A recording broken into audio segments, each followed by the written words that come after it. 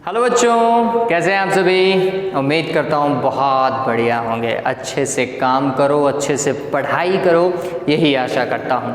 चलिए, chapter almost complete. Transformer last part में मैंने कंप्लीट किया था।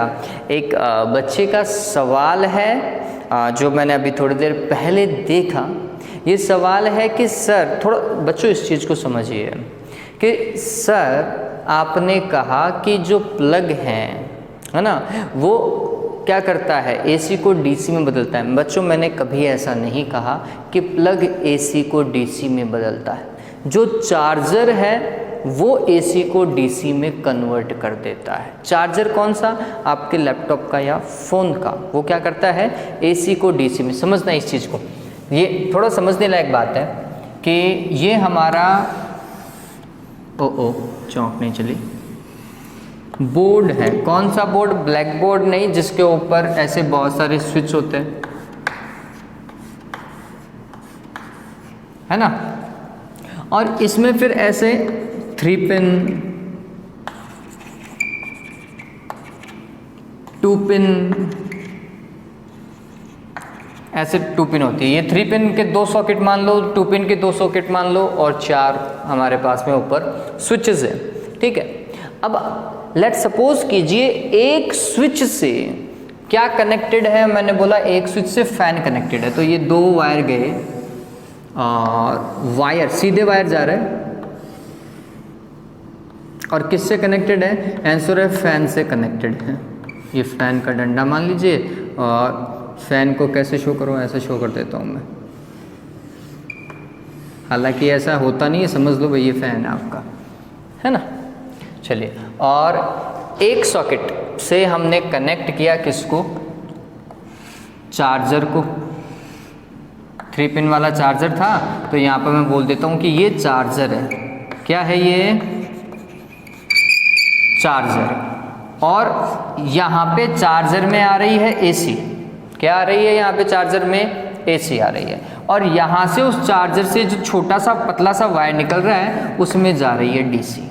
ठीक है, तो यहाँ पर बच्चे थोड़ा सा कंफ्यूज हो रहे हैं कि इसको भी डीसी मान रहे हैं, और ये तो डीसी है ही। नहीं बच्चों, ये एसी है, ये एसी है, क्योंकि ये सॉकेट से सिर्फ 2 वायर ही जा रहे हैं। समझ रहे हो इस चीज को, ये सिर्फ और सिर्फ 2 वायर ही जा रहे हैं। इस चीज को ध्यान में रखना। और वायर में वही धारा बहेगी जो मेन सोर्स है ना। मेन सोर्स क्या है, तो हम बोलते हैं हमारे घरों में एसी आता है, तो इसमें भी कौन सा होगा, एसी होगा। तो इस वाले में एसी ही जा रहा है, और कहाँ तक पहुंच रहा है, पंखे तक पहुंच रहा है। पंखा आरएलसी क्यों है, तो हमें पता है कि पंखे में तार होते हैं तो प्रतिरोध होगा।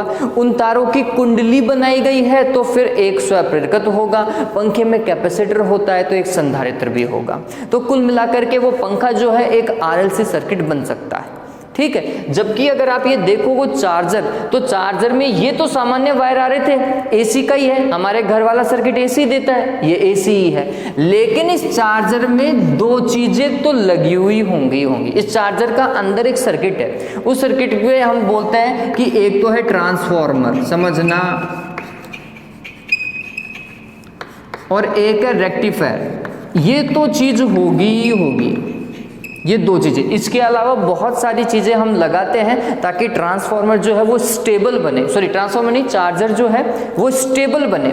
लेकिन ये 2 चीजों का कॉम्बिनेशन तो है आपका चार्जर। इस ट्रांसफॉर्मर ने क्या किया, ये जो एसी, सॉरी, ट्रांसफॉर्मर क्या कर रहा है वो समझिए। 1 मिनट में वॉइस चेक कर लेता हूं। हेलो,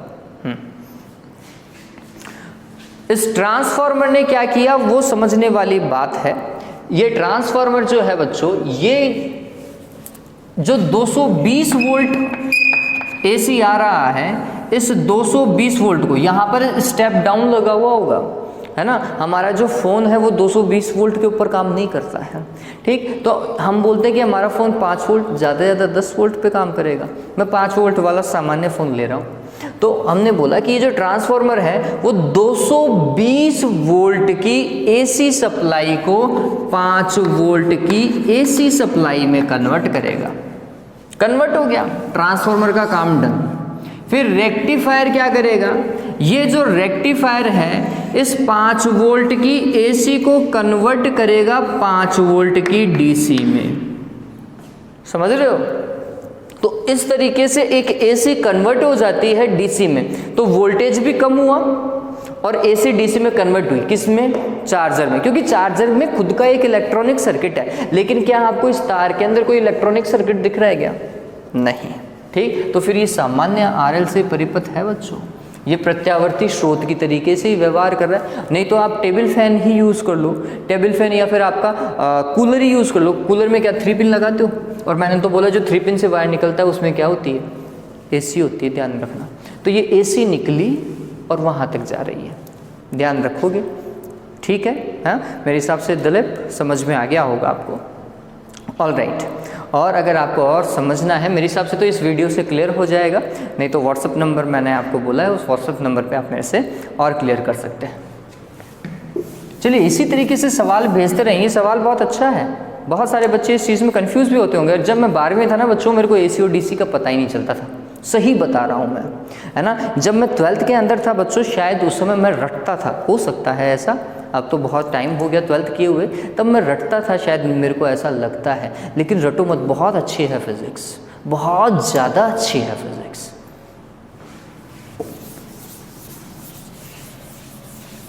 मेरे पास वाले हैं ना, ऐसा बोला करते थे एसी डीसी, अपने ऊपर से जाता था क्या एसी क्या डीसी।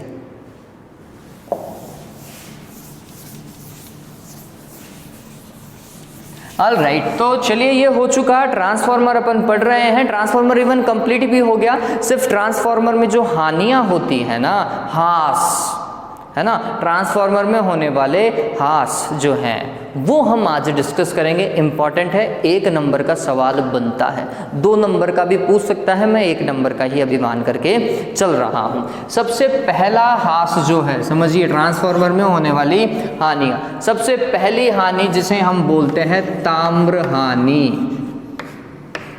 ताम्र हानि, कॉपर लॉसेस। ये ताम्र हानि क्या होती है? चलो, तो तांबा कहाँ यूज़ होता है, सोच करके बताओ जल्दी से, वीडियो के अंदर लिखो कि तांबा कहाँ यूज़ होता है। आप बोलोगे सर कैसी बातें कर रहे हो, बात तो ऐसे करते हो जैसे ऑनलाइन वीडियो ले रहे हो, आप लाइव क्लास तो लेते नहीं हो। हाँ बच्चों, नहीं ले पा रहा हूँ, लेकिन आप मेरे को बताएं कि क्या नेक्स्ट जो चैप्टर अपन स्टार्ट करें वो क्या ऑनलाइन ले, क्या बताओ? अगर आप बोलते हो, आप में से बहुत सारे बच्चे अगर हाँ बोलेंगे, तो फिर वो चैप्टर जो है वो ऑनलाइन करने की कोशिश करेंगे। नेक्स्ट चैप्टर 2-3 दिन मतलब में अपन करने की कोशिश करेंगे। ऑलराइट, तो ताम्र हानि, तांबा कहाँ यूज़ होता है बच्चों? तांबा यूज़ होता है वाइंडिंग में, कुंडली बनाते हैं ना, प्राथमिक और द्वितीय कुंडली। मैंने बोला था विद्युत रुद्ध तांबे के तारों की बनी होती है, तांबे का तार कहाँ यूज़ हुआ? प्राथमिक और द्वितीय कुंडली में। ठीक, चूंकि धातु है, धातु का कुछ ना कुछ प्रतिरोध है, और प्रतिरोध है तो फिर उसके कारण क्या होती है? हास भी होता है। P = I²R के तुल्य शक्ति आएगी, और उतना T लगा दोगे तो उतना हास हो जाएगा। ठीक है, तो हम कह सकते हैं कि प्रति सेकंड होने वाला तो I²R हो गया, क्या इतना हास होगा ही होगा, प्रतिरोध है। ठीक, चलिए अब इस तांबे के कारण या तांबे के प्रतिरोध के कारण ये जो हास हुआ, ऊष्मा के रूप में तार गर्म होगा, तार गर्म होगा तो ऊष्मा के रूप में निकलेगा। तो ये जो हास हुआ इसे कैसे कम किया जाए? तो हम बोलेंगे प्रतिरोध को कम करो। प्रतिरोध को कम करेंगे कैसे भाई? किसी तार का प्रतिरोध कैसे कम कर सकते हैं? आंसर है तार की लंबाई को घटा करके। बताओ क्या मैं कुंडली के तार की लंबाई को घटा सकता हूँ? नहीं भाई, अगर 10 फेरे देने हैं तो उतने तो देने ही पड़ेंगे ना, तो नहीं, ये तार की लंबाई तो इलॉजिकल हो गया। तो फिर क्या, अनुप्रस्थ काट क्षेत्रफल बढ़ा दो, मोटाई बढ़ा दो, है ना। मोटाई को बढ़ाएंगे प्रतिरोध कम हो जाता है। ऐसा लिखते हैं, नहीं लिखते? R = ρL/A। तो प्रतिरोध जो है वो अनुप्रस्थ काट क्षेत्रफल के क्या होता है? व्युत्क्रमानुपाती होता है। ठीक है, तो जो तार, तांबे का तार हम यूज कर रहे हैं, उसकी मोटाई को बढ़ा करके किसको कम किया जा सकता है? ताम्र हानि को कम किया जा सकता है। वापस से डिस्कस करते हैं इस पॉइंट को। हम बोलते हैं कि ट्रांसफार्मर की प्राथमिक एवं द्वितीयक कुंडली को तांबे का बनाया जाता है। हमें ज्ञात है कि तांबे या कॉपर भी लिखते हैं हम, हिंदी के अंदर लिख सकते हैं। तांबे का प्रतिरोध कम होता है लेकिन शून्य नहीं होता। कम है प्रतिरोध लेकिन है तो सही, ठीक है। हम जानते हैं कि तांबे का प्रतिरोध कम होता है लेकिन शून्य नहीं होता। इसके प्रतिरोध के कारण इसके सिरों के मध्य प्रति सेकंड होने वाला ऊर्जा ह्रास I²R के तुल्य होता है। प्रति सेकंड मैंने बोल दिया है तो कोई दिक्कत ही नहीं है, I²R के तुल्य होता है। इस ऊर्जा ह्रास को कम करने के लिए मोटे तांबे के तारों का उपयोग किया जाता है, ठीक है। मोटे या फिर ऐसे तांबे के तारों का उपयोग किया जाता है जिनका अनुप्रस्थ काट क्षेत्रफल अधिक हो। आप अगर मोटे तांबे के तार लिखेंगे तो भी कोई दिक्कत नहीं है। बात समझ में आई क्या ये? तो ये पूछता है कि ताम्र हानि को कैसे रोका जा सकता है, तो है मोटे तांबे के तारों का उपयोग करो, ताम्र हानि को रोका जा सकता है। डन हो गया ये? चलिए, तो ये ताम्र हानि थी। फिर इसके बाद में दूसरा,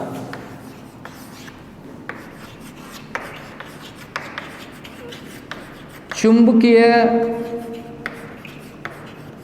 फ्लक्स क्षरण या चुंबकीय फ्लक्स का क्षरण। चुंबकीय फ्लक्स का क्षरण मतलब आपको पता होगा कि जब हम ट्रांसफार्मर बना रहे थे, ऐसा मैं कुछ बता रहा था आपको, है ना। तो ये प्राथमिक कुंडली और ये इधर द्वितीयक कुंडली, ऐसे ही है, ठीक। ये प्राइमरी कॉइल और ये सेकेंडरी कॉइल।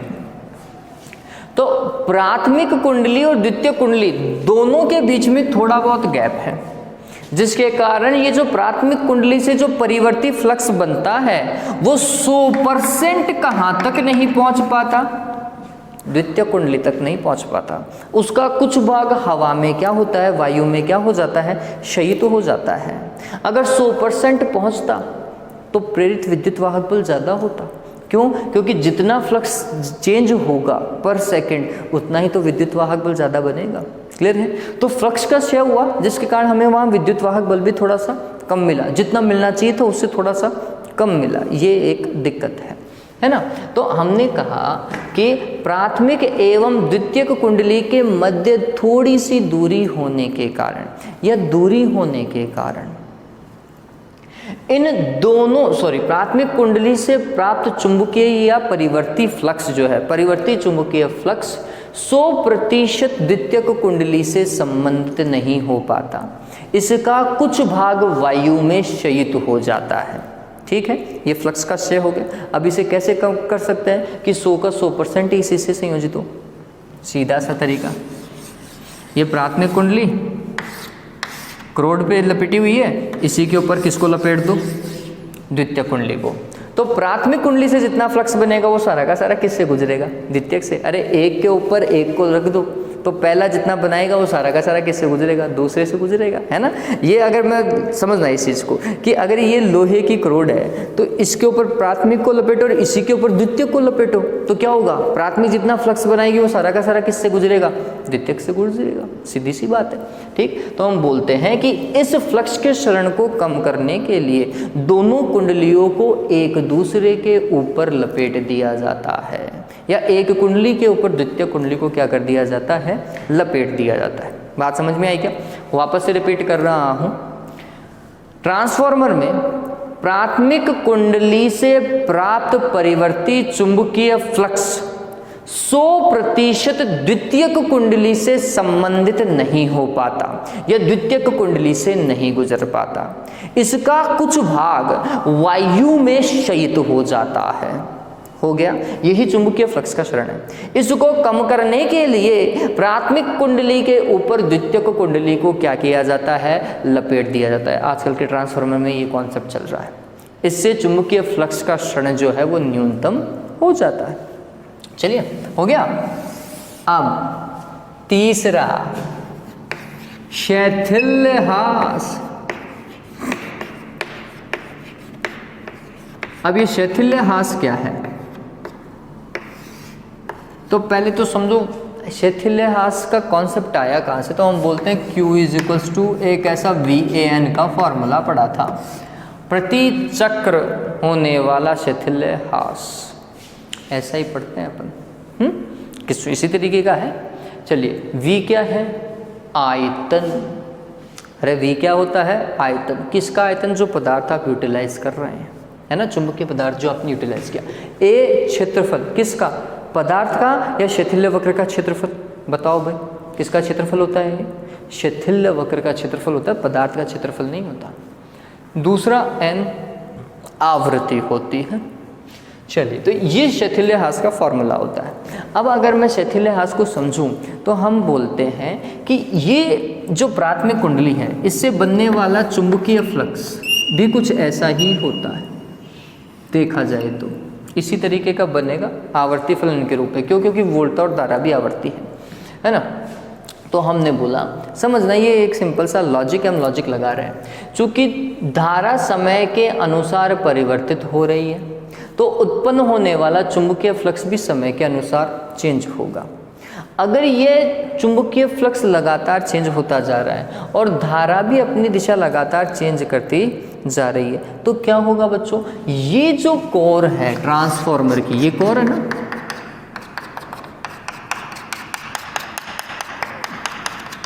इस कोर के ऊपर ही तो आपने क्या, इस क्रोड के ऊपर क्या लपेट रखा है, एक कुंडली लपेट रखी है। तो इस कुंडली से क्या बनेगा, चुंबकीय फ्लक्स से तो चुंबकीय क्षेत्र होगा, ठीक है। वो चुंबकीय क्षेत्र भी कैसा होगा, परिवर्ती होगा। तो इसमें क्या है, एक परिवर्ती चुंबकीय क्षेत्र बन जाता है, ठीक है। परिवर्ती चुंबकीय क्षेत्र का मतलब क्या हुआ, ये क्रोड जो है वो कुछ बार तो चुंबकित हो जाती है और कुछ बार विचुंबकित, फिर चुंबकित, फिर विचुंबकित। मतलब जब इस वाले भाग में आए तो चुंबकित, तो इस वाले भाग में आए तो विचुंबकित, फिर चुंबकित, फिर विचुंबकित, फिर चुंबकित, फिर विचुंबकित। ये चुंबकन और विचुंबकन इस क्रोड का चलता ही रहता है। क्लियर है। परिवर्ती चुंबकीय क्षेत्र के कारण इसका चुंबकन जो है वो चुंबकन विचुंबकन चलता रहता है, जिसके कारण ये क्रोड क्या हो जाती है, गर्म हो जाती है, ठीक है।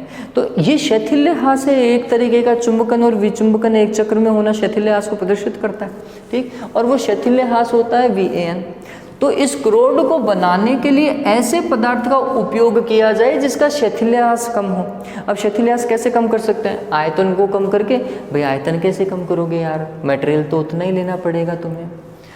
प्रत्यावर्ती स्रोत की आप आवृत्ति को चेंज नहीं करोगे, वो तो हिंदुस्तान में 50 हर्ट्ज आ रही है, उसी के ऊपर इक्विपमेंट काम कर रहे हैं, तो फिर इसको भी नहीं चेंज कर सकते। तो फिर आप ऐसा मटेरियल चूज करो जिसका शैथिल्य वक्र का क्षेत्रफल कम हो। तो हमने चूज कर लिया नर्म लोहा। स्टील और नर्म लोहे का अपन ने शैथिल्य वक्र बनाया था। नर्म लोहे का बिल्कुल पतला सा आ रहा था, स्टील का मोटा सा आ रहा था, ठीक है। तो हमने बोला कि यही कारण है कि क्रोड को बनाने के लिए किसका उपयोग किया जाता है, नर्म लोहे का उपयोग किया जाता है। बात समझ रहे हैं मेरी, ठीक। तो वापस से समझिए कि परिवर्ती प्राथमिक कुंडली की परिवर्ती धारा के कारण या प्राथमिक कुंडली में प्रवाहित प्रत्यावर्ती धारा के कारण ट्रांसफॉर्मर की क्रोड चुंबकित एवं विचुंबकित होती रहती है, जिसके कारण इस क्रोड में शैथिल्यहास होता है। इस शैथिल्यहास को कम करने के लिए ऐसे पदार्थ का उपयोग किया जाता है जिसके शैथिल्य वक्र का क्षेत्रफल न्यूनतम हो, अतः नर्म लोहे की क्रोड बनाई जाती है। पता चल गया। अंतिम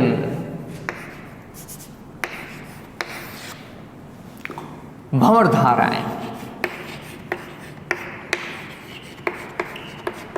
भंवर धाराओं के कारण हानि। हाँ भाई, भंवर धाराएं क्या होती हैं, तो हम बोलते हैं हमारे पास में एक क्या होना चाहिए, धातु का टुकड़ा होना चाहिए, ठीक है। इस धातु के टुकड़े को परिवर्ती चुंबकीय फ्लक्स से गुजारो, है ना, इससे गुजरने वाली चुंबकीय बल रेखाओं को चेंज कराओ। तो इस धातु के टुकड़े के संपूर्ण आयतन में क्या उत्पन्न होती हैं, चक्करदार विद्युत धाराएं उत्पन्न होती हैं, जिन्हें ही क्या कहा जाता है, भंवर धाराएं कहा जाता है। यही भंवर धाराएं होती है, ठीक। किस में उत्पन्न होती है, तो सीधी सी बात है टुकड़े में। कोई धातु का सॉलिड टुकड़ा होगा ना, ठोस टुकड़ा, उसमें। अब यहाँ पे धातु का ठोस टुकड़ा है कौन सा, तो हमने बोला क्रोड, नर्म लोहे का बना हुआ है नहीं है। क्लियर है। तो ये भंवर धाराएं फिर बननी कहाँ चाहिए, आंसर है क्रोड में। क्यों बननी चाहिए, परिवर्ती धारा। परिवर्ती धारा के कारण उत्पन्न होने वाला चुंबकीय फ्लक्स परिवर्ती चुंबकीय फ्लक्स के कारण क्रोड में क्या बहेगी? भंवर धाराएं बहेंगी। भंवर धारा बहेगी तो फिर क्रोड गर्म होगी भाई, जितनी ज़्यादा धारा बहेगी वो चीज़ उतना ही गर्म हो जाएगा। I²RT होगा नहीं होगा, हीट देगा नहीं देगा, H=I²RT होता है, ये भी हमें पता है। ठीक है, तो कुल मिलाकर के हम ये बोल सकते हैं, समझना इस चीज़ को, कि ट्रांसफॉर्मर में प्राथमिक कुंडली में परिवर्ती धारा प्रवाहित होने के कारण इससे परिवर्ती चुंबकीय फ्लक्स का निर्माण होता है।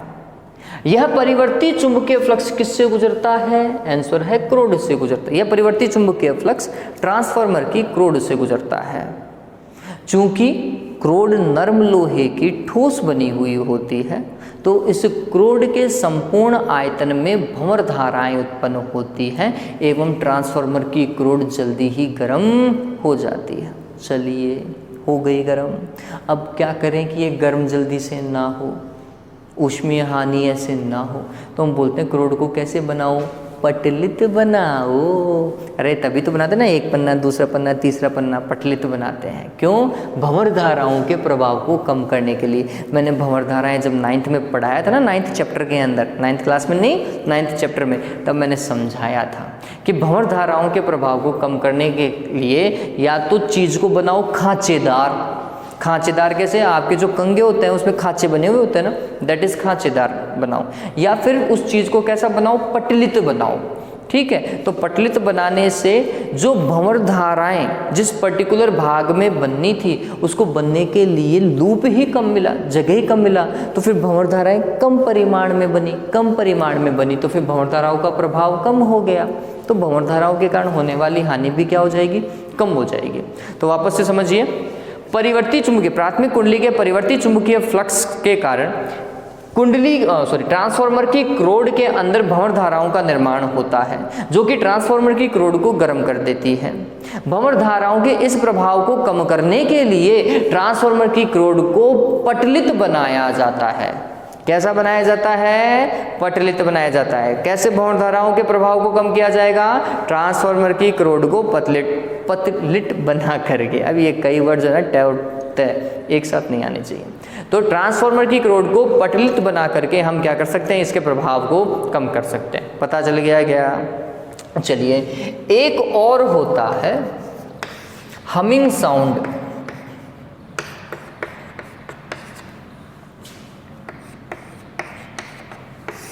ये वाली चीज़ देखा जाए तो हम कम नहीं कर सकते, चांसेस थोड़े कम होते हैं।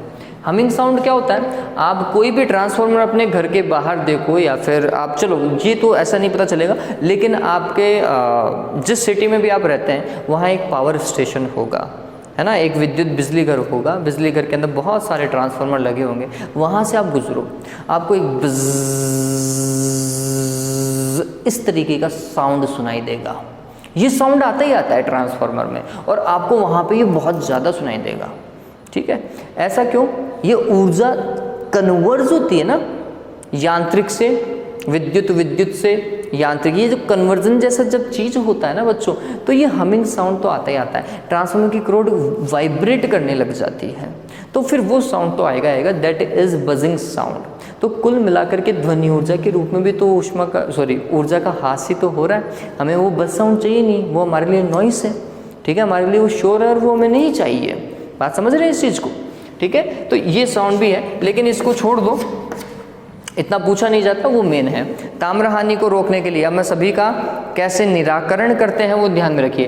ताम्र हानि के निराकरण के लिए तांबे की कुंडलियों के तार की मोटाई को बढ़ा दिया जाता है। चुंबकीय फ्लक्स के क्षरण को कम करने के लिए प्राथमिक कुंडली पर द्वितीयक कुंडली को लपेट दिया जाता है। शैथिल्य ह्रास को कम करने के लिए नर्म लोहे का उपयोग किया जाता है क्योंकि उसके शैथिल्य वक्र का क्षेत्रफल कम होता है।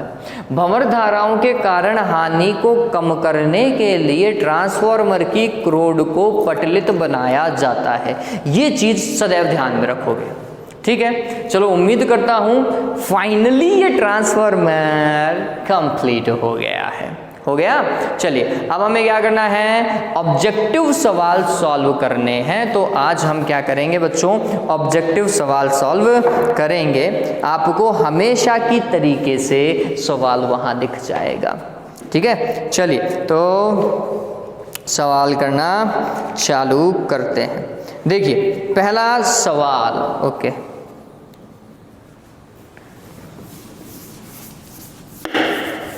हाँ भाई देवताओं, लगातार पढ़ो, इस चैनल को सपोर्ट करो, शेयर करो, जितना हो सके इसे शेयर करो।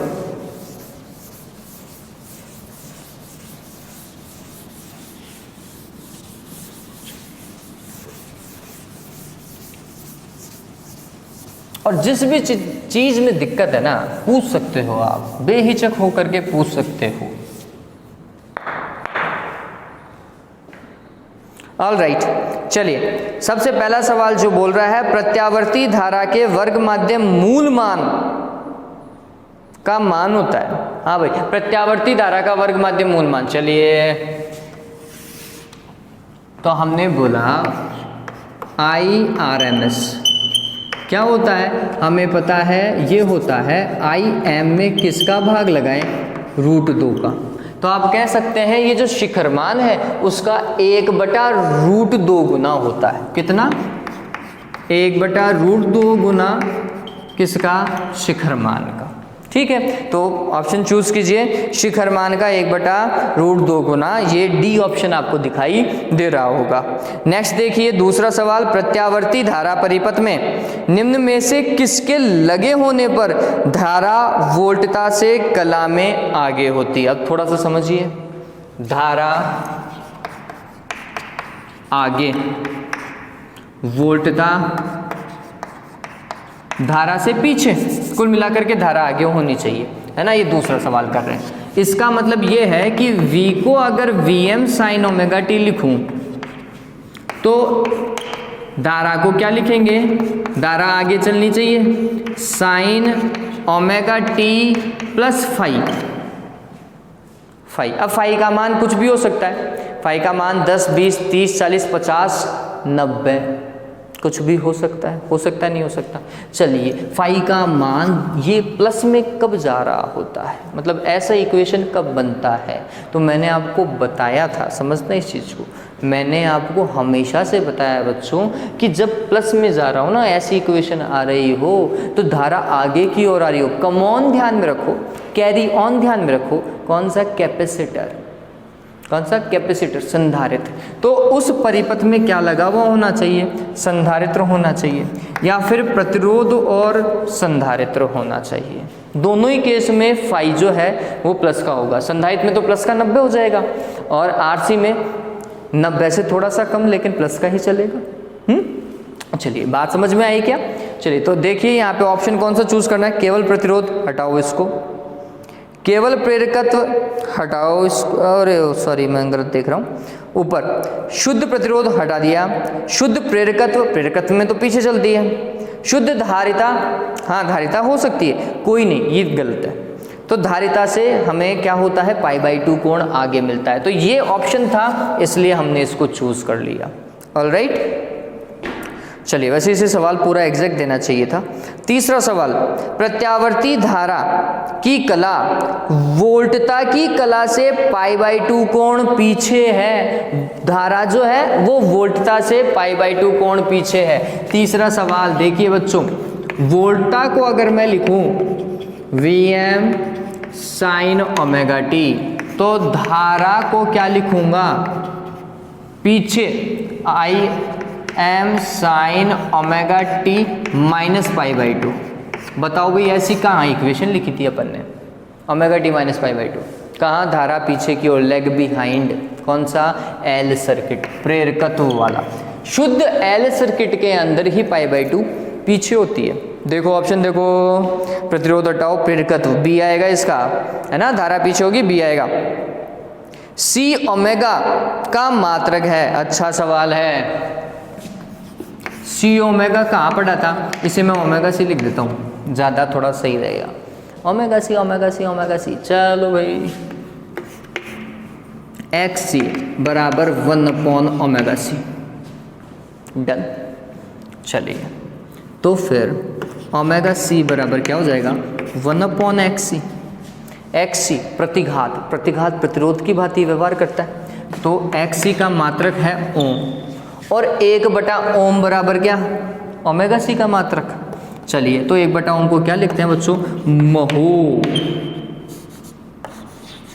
ऐसा लिखते हैं नहीं लिखते, महो लिखते हैं ना।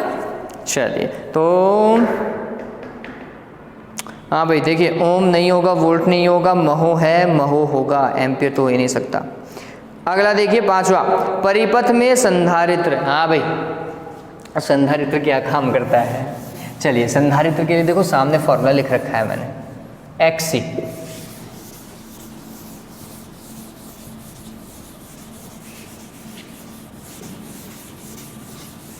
दिख रहा है ये फॉर्मूला, XC बराबर 1/ओमेगा सी बराबर 1/2πfc।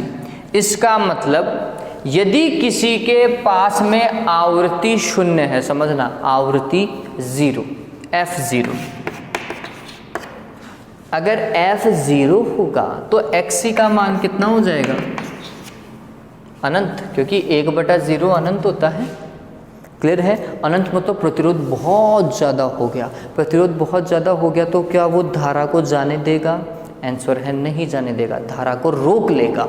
ठीक है, अब यहाँ पे देखो आवृत्ति शून्य किसकी होती है, आंसर है दिष्ट धारा की।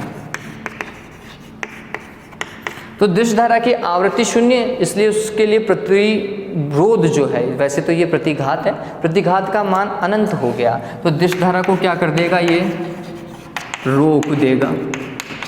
अगर इसी की जगह प्रत्यावर्ती धारा होती तो आवृत्ति का मान 50-60 हर्ट्ज कुछ भी होता, लेकिन होता तो XC का मान नियत होता, कुछ ना कुछ वैल्यू होती, ठीक, लेकिन अनंत से तो कम ही होती, अनंत से कम होती तो फिर ये क्या करता, पास करता, जाने देता। आवृत्ति 50 किसके लिए लिखी थी अपन ने, AC के लिए, प्रत्यावर्ती धारा के लिए। तो हमें ये पता चला कि कोई भी संधारित्र जो है, संधारित्र के लिए कोई भी संधारित्र जो है वो दिष्ट धारा को रोकने का काम करता है, जबकि प्रत्यावर्ती धारा को गुजारने का काम करता है ना। जैसे पुलिस वाले नहीं करते कि अरे साहब की गाड़ी आ रही है, मजिस्ट्रेट की गाड़ी आ रही है, जाने दो, नॉर्मल इंसान की गाड़ी आ रही है, रोको, फाइन दो, फिर जाओ। ठीक है, चलो देखिए, तो परिपथ में संधारित्र प्रत्यावर्ती धारा को गुजार देता है, बिल्कुल सही बात है, प्रत्यावर्ती धारा को गुजारता है। प्रत्यावर्ती धारा को रोक देता है, गलत। दिष्ट धारा को गुजरने देता है, गलत। दिष्ट धारा को रोक देता है। प्रत्यावर्ती धारा को रोकता है, गलत। दिष्ट धारा को गुजरने देता है, गलत। तो कौन सा है, प्रत्यावर्ती धारा को क्या करने देता है, जाने देता है, गुजार देता है। क्लियर है, क्यों, क्योंकि नीचे कुछ ना कुछ मान होगा तो ये मान ज़्यादा होगा तो 1/, वाला मान कम हो जाएगा। ठीक है, ऑलराइट। अब देखो आगे 6ठा सवाल दिख रहा होगा, ये करके बताओ बच्चों, फिर मानूं मैं कि हाँ तुम में दिमाग है।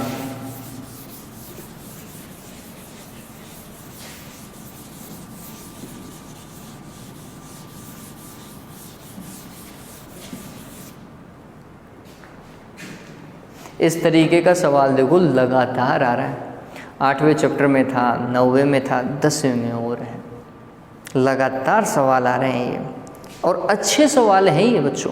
क्या सवाल है ये, देखिए, किसका मात्रक समान नहीं है, किसका मात्रक समान नहीं, तो सबसे पहली क्वांटिटी 1/√LC। तो पहले आप ये सोचो कि 1/√LC कौन सी क्वांटिटी है। तो हमने बोला कि ये जो ऐसा जो फॉर्मूला दिख रहा है हमें, वो शायद ओमेगा आर का है, रेजोनेंस फ्रिक्वेंसी। ओमेगा आर बराबर 1/√LC, तो एफ आर बराबर 1/2π√LC, कुल मिलाकर के ओमेगा आर। ठीक है, ये ओमेगा से रिलेटेड हो गया है, कोणीय आवृत्ति से रिलेटेड पद है। बी देखें, √LC, तो √LC क्या होगा, 1/ओमेगा के पदों में आएगा, है ना। मैं ओमेगा से ही बता देता हूँ कि ये कोणीय आवृत्ति के लिए था, तो ये आवृत्ति कोणीय आवृत्ति का उल्टा चल रहा है। सी देखो,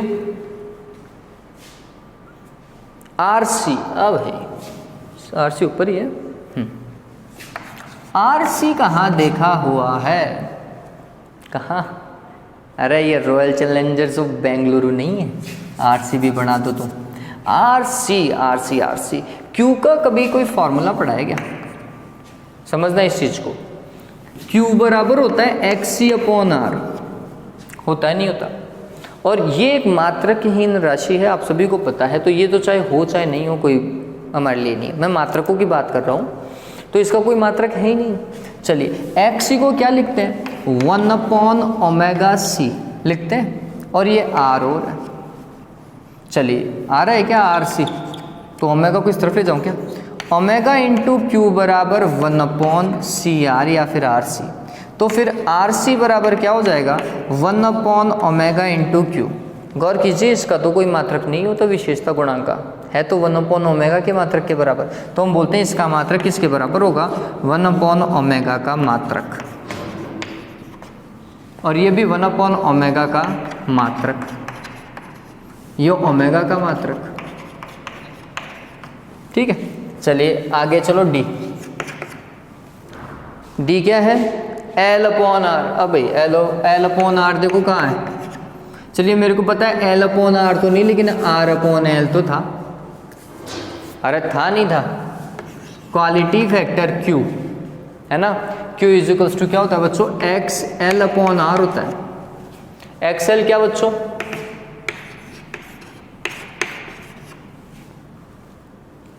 यही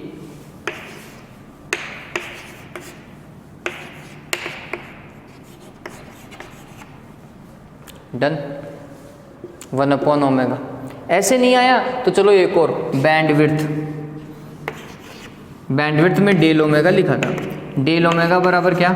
आर अपॉन एल। तो 1 अपॉन डेल ओमेगा बराबर क्या हो गया? L upon r. लिखा था क्या? हर केस में आप देखेंगे कि एल अपॉन आर में ओमेगा नीचे ही आ रहा है, ऊपर तो ये विशेषता गुणांक है, यहाँ पर इसका कोई मात्रक नहीं होता, तो यहाँ पर 1 अपॉन ओमेगा का मात्रक ही बना। यहाँ से देखोगे तो भी 1 अपॉन ओमेगा का मात्रक ही बन रहा है। तो हम बोल रहे हैं कि 3 राशियाँ 1 अपॉन ओमेगा से, एक तो ये कौन सी? एल अपॉन आर वाली, एक कौन सी? 1 अपॉन आर सी वाली, और तीसरी कौन सी? रूट एल सी वाली। इनका तो 1 अपॉन ओमेगा से, उसका ही सिर्फ ओमेगा से, तो कौन सी भिन्न है? ए। ठीक है, टूट गई चौक। ऑल राइट, सातवां सवाल पढ़े। अच्छा सवाल था बच्चों ये।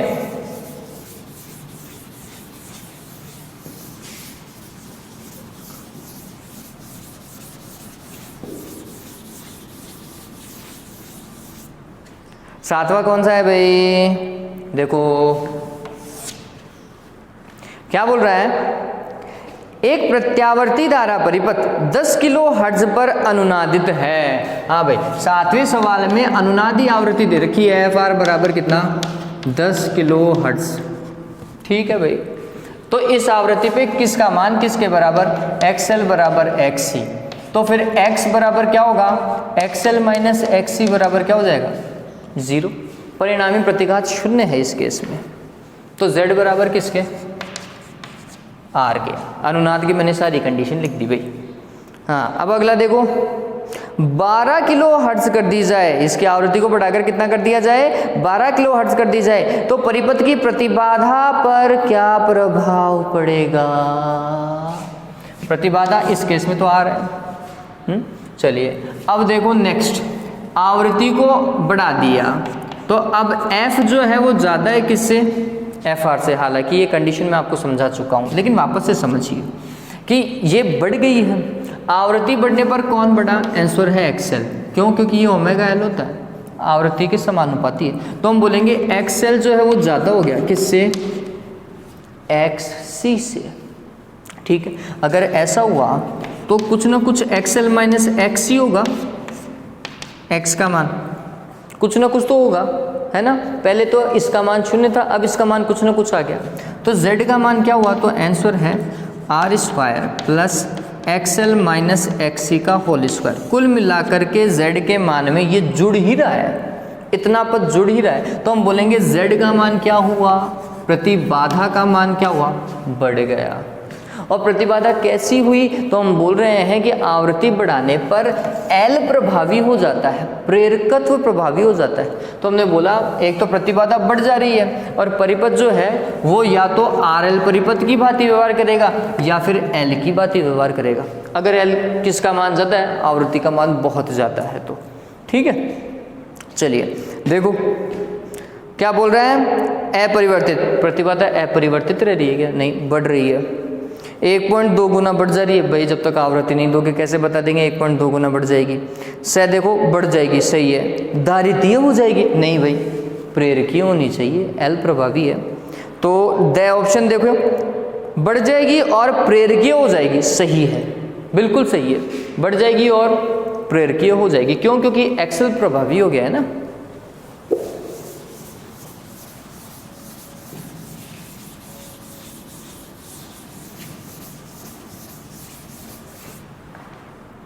ऑलराइट, अगला 8वां सवाल देखें। एक परिपथ में धारा की कला वोल्टता की कला से π/3 कोण पीछे है, π/3 कोण पीछे परिपथ में अवयव है। देखिए वोल्टता की कला 8वां है, 9वां है, 8वां। वोल्टता की कला देखो समझना, क्या Vm sin ωt लिख दो, और बोल रहा है धारा की कला वोल्टता की कला से π/3 पीछे है। पीछे ही है ना बच्चों, देख लीजिएगा। तो अगर पीछे तो माइनस का π/3 लगाऊं, पीछे, हाँ पीछे है। अब सोचो अगर कला पीछे हो तो हम बोलते हैं धारा पीछे, धारा पीछे तो L सर्किट होगा, तो या तो होगा L या फिर होगा RL, दो ही सर्किट हो सकते हैं। अगर L सर्किट हो तो फिर वहां पर होना चाहिए था π/2, क्या यहाँ पे π/2 है, नहीं है, तो फिर कौन सा सर्किट होगा, आंसर है RL, क्योंकि RL में फाई होता है, फाई का मान 0 से ज़्यादा और π/2 से कम होता है, ठीक है। चलिए अवयव देखें, देखो ब ऑप्शन दिख रहा है, R और L है ना। अगला देखिए 9वां, शुद्ध प्रेरकत्व या धारिता का शक्ति गुणांक का मान कितना होता है। अरे देवताओं लिखा चुका हूँ, दोनों के लिए फाई का मान कितना, 90, तो फिर शक्ति गुणांक कोस फाई का मान कितना, कोस 90, और कोस 90 का मान कितना होता है, 0 होता है, ठीक है, ध्यान में रखिएगा इसके लिए। हो गया 10वां, एक प्रत्यावर्ती परिपथ में शक्ति की हानि किए बिना धारा को कम कर सकते हैं। हाँ भाई शक्ति की हानि नहीं हो और धारा को कम किया जा सकता है, किसके द्वारा, चौक कुंडली। और चौक कुंडली में क्या होता है, प्रतिरोध बहुत कम और प्रेरकत्व बहुत ज़्यादा होता है, ठीक है। तो हम कह सकते हैं कि अगर प्रेरकत्व लगा हुआ हो तो फिर शक्ति हानि होगी ही नहीं। चलिए क्या हो, शुद्ध प्रेरकत्व का उपयोग करके, बिल्कुल सही बात है, शुद्ध प्रतिरोध का नहीं भाई, सबसे ज़्यादा हास होगा। प्रतिरोध और प्रेरकत्व लगा करके ये बोल रहा है शक्ति हानि किए बिना, देखो प्रतिरोध है तो फिर शक्ति हानि तो होगी ही होगी, ठीक है। तो ये जो नीचे वाले 3 केस हैं इनमें प्रतिरोध तो लगा ही रखा है और हमें प्रतिरोध को लगभग 0 करना है ताकि शक्ति हानि हो ही ना, क्योंकि वो खुद बोल रहा है ना शक्ति हानि नहीं होनी चाहिए, ठीक है। चलिए तो शक्ति हानि अगर नहीं करनी है तो फिर हमें क्या करना पड़ेगा, प्रेरकत्व लगाना पड़ेगा। प्रेरकत्व लगाते ही शक्ति कितनी हो जाएगी, P बराबर 1/2 Vm Im, और प्रेरकत्व के लिए π/2 रखोगे। इस तरीके से शक्ति हानि आप बता क्या होगे। हाँ भाई 11वां सवाल पढ़े।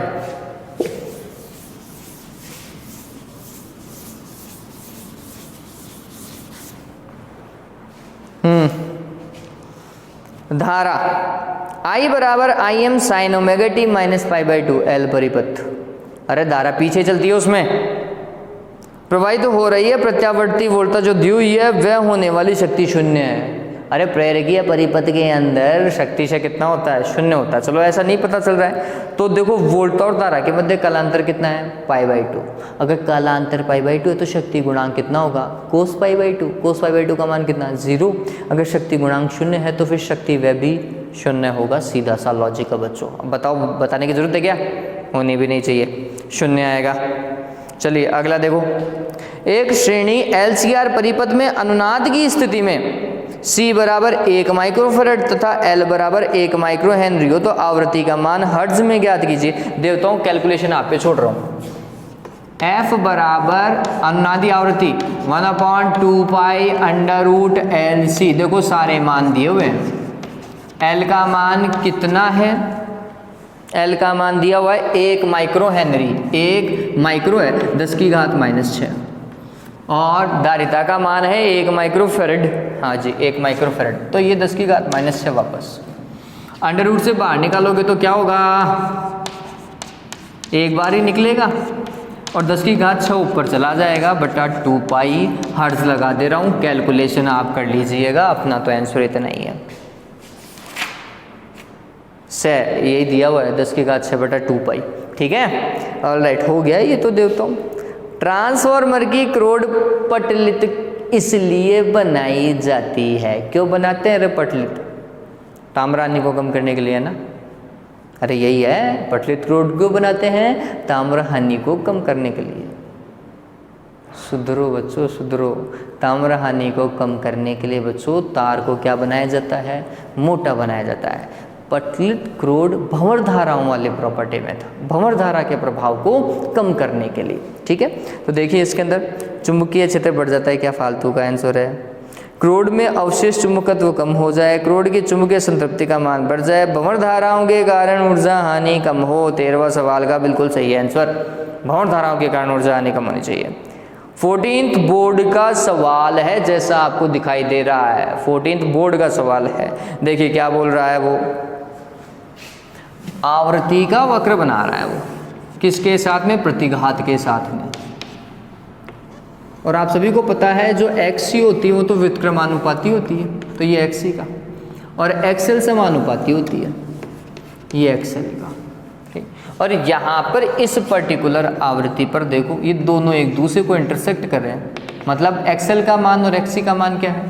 समान है इस पर्टिकुलर केस पर। ठीक है, अब सवाल को देखो।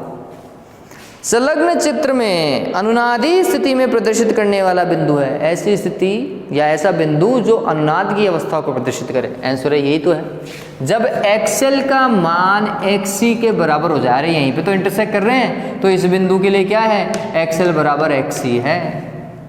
ठीक है, तभी जाके तो इंटरसेक्ट कर रहे हैं, नहीं तो काटते ही क्यों? ठीक है, तो हमने बोला XL बराबर XC इस बिंदु के लिए। देखो कौन सा बिंदु है ये? A, यही है जो ग्राफ में मेरे को दिख रहा है, उसमें A है ना? तो देख लीजिएगा जहाँ इंटरसेक्ट हो रहा है। 15वां सवाल और अंतिम ऑब्जेक्टिव क्वेश्चन है ये।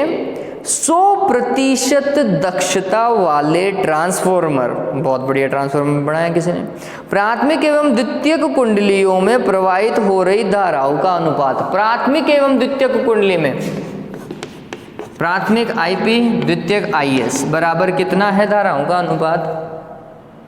धाराओं का अनुपात 1:4 है। ठीक है, ऑलराइट। तो प्राथमिक व द्वितीय कुंडली पर वोल्टाओं का अनुपात क्या होगा? भाई अगर ये धारा का अनुपात है तो वोल्टा का अनुपात क्या होगा? VS बटा VP। अरे उल्टा ही तो चलता है। अब प्राथमिक पहले होनी चाहिए क्योंकि यह धारा का अनुपात में प्राथमिक पहले दिया हुआ था। तो अगर मैं इसे लिखूं VP बटा VS तो क्या होना चाहिए? ये 4/1। धाराओं का अनुपात वोल्टाओं के अनुपात के व्युत्क्रम के तुल्य होना। क्लियर है ये बात? धाराओं का अनुपात वोल्टाओं के अनुपात के व्युत्क्रम के तुल्य होता है। तो अगर ये 1/4 है धारा का अनुपात, तो वोल्टाओं का अनुपात 4/1 होगा। 4/1 दिख रहा है क्या? ब ऑप्शन दिख रहा होगा आपको। चलिए, तो यही है बच्चों, मेरे हिसाब से हो गए अपने 15 सवाल। अब इसके कौन से हैं? न्यूमेरिकल क्वेश्चंस हैं। जब आप ये वीडियो देख रहे हैं और आपके पास में कोई न्यूमेरिकल आपको अगर कोई ध्यान में आ रहा है, कोई उदाहरण आपको नहीं समझ में आया है, आप मुझे भेज सकते हैं। कंडीशन अप्लाइड, क्या भाई आपको ये वीडियो देखते ही वो उदाहरण मेरे को भेज देना है। ठीक है, तभी मैं नेक्स्ट वीडियो में उस उदाहरण को कवर कर पाऊंगा, अदरवाइज चांसेस थोड़े से कम है। ऑलराइट, मैं पीछे वाले न्यूमेरिकल पूरे करवा दूंगा, आप उसके लिए चिंता न करें, लगातार पढ़ें बच्चों।